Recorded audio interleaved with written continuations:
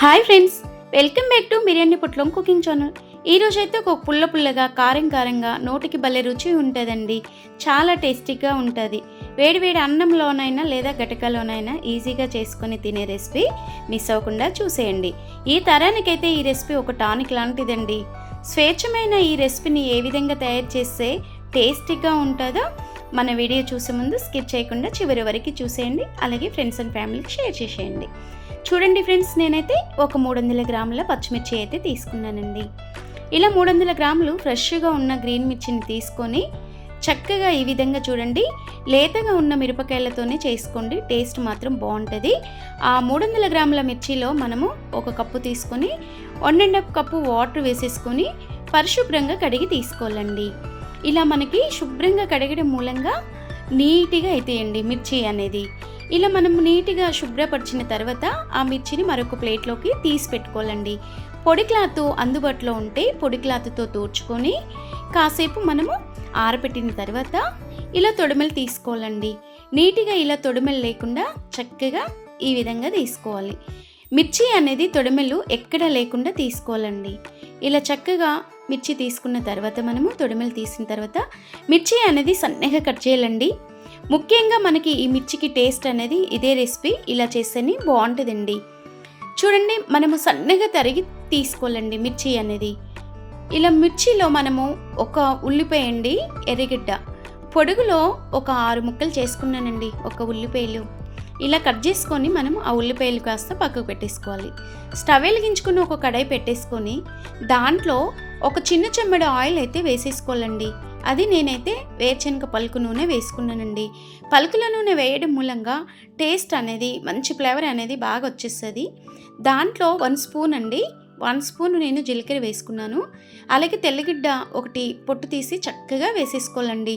చూడండి, పలుకుల నూనెలో అవి చిటపటలు ఆడుతుంటే ఆ స్మెల్కే ఈ రెసిపీ తినాలనిపిస్తుందండి. మరి ఇలా చక్కగా వెల్లుల్లి కూడా వేగిపోయిన తర్వాత మనము ఈ విధంగా కట్ చేసి పెట్టిన ఉల్లిపాయ ముక్కలని ఓసారి ఇలా వేసేసుకోవాలి.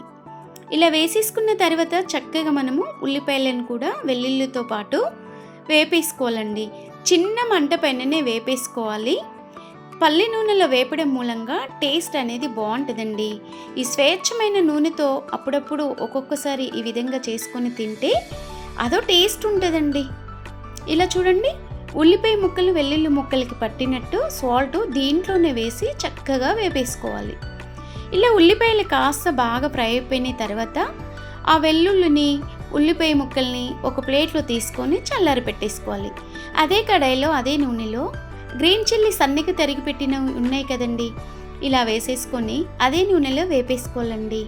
ఇలా మనకి పచ్చిమిర్చి ముక్కలు ఎంత చక్కగా వేగిపోతే అంత చక్కటి టేస్ట్ వచ్చేస్తుంది. ఇలా మనకి చిన్న మంట పైన వేపేసుకోండి. కాస్త ముసలి వాళ్ళు ఉంటే ఆ దగ్గుకు దగ్గి ఊపిరాడకుండా పోయేటట్టు ఉంటుందండి. మరి ఇలా చూడండి, చిన్న మంట పైన మనకి ఇష్టమైన రెసిపీస్ తిన్నప్పుడు చిన్న మంట పైన వేసేసుకోవాలి. మనకి ఒక కచ్చకాయ ఎంతండి, ఇది చింతపండు వేసుకోవాలి. ఓ నిమ్మకాయ ఎంత సైజు చింతపండు వేసుకోవడం మూలంగా ఈ పచ్చిమిర్చికి పులుపు అనేది కరెక్ట్గా సరిపోతుందండి. అంటే ఒక 4 రెబ్బలు వేసేసుకోండి చింతపండుని. ఇలా వేసేసుకున్న తర్వాత దోరగా వేగిపోయినాయి కదండి, ఇలా వేగిపోవాలండి. మిర్చి అనేది చక్కగా ఈ విధంగా కలర్ చేంజ్ అవ్వాలి. గ్రీన్ కాస్త కొంచెం ముఖం మార్చినట్టు ఈ విధంగా అవ్వాలి. స్టవ్ కట్టేసుకొని చల్లారి పెట్టిన వెల్లుల్లి రిబ్బలు ఉల్లిపాయ ముక్కలు కాలి మిక్సీ జార్లో వేసేసుకోవాలి. ఒకసారి ఫస్ట్ గ్రైండర్ చేసుకోవాలి. ఒక తిప్పుడు తిప్పేసిన తర్వాత మళ్ళీ మూత తీసి మనకి చల్లారి పెట్టిన ఈ మిర్చి ముక్కలు చింతపండు ముక్కల్ని కూడా వేసేసుకోవాలండి. మనకి మరొక 2 తిప్పులు తిప్పితే చూసారు కదండి, మరి పచ్చిమిర్చి పచ్చడి అండి. ఈ తరానికే కాదండి, ఎన్ని తరాలకైనా ఇలాంటి పచ్చడి తినాలనే అనిపిస్తుంది.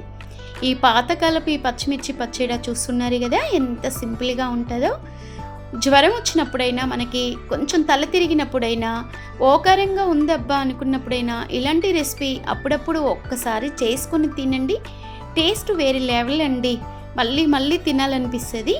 వేడి అన్నంలో ఒక ముద్ద పచ్చడి వేసుకొని తింటే 4 బుక్కలు వరుసగా తినేస్తామండి. ఇలాంటి పచ్చడి మిస్ అవ్వకుండా మీరు ట్రై చేయండి ఫ్రెండ్స్. ఇలా వేడి అన్నంలో ఒక్కొక్క బుక్క తింటుంటే ఏం టేస్ట్ అండి, ఇంకా చెప్పుకొని అక్కర్లేదండి. పాత తరానికి పద చేసుకొని తిందామన్నంత టేస్టీగా ఉంటుంది. ఇంకెందుకు లేట్ ఫ్రెండ్స్, మీరు ట్రై చేయండి. ఎలా వచ్చిందో కామెంట్ చేయండి, లైక్ చేసి షేర్ చేసి